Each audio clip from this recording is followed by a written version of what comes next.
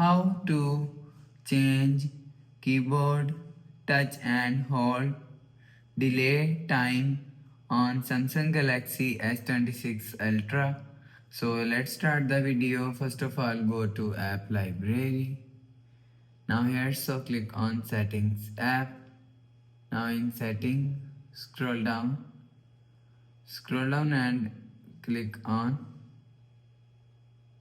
general management.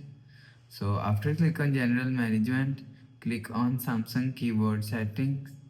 So now in Samsung keyboard settings, scroll down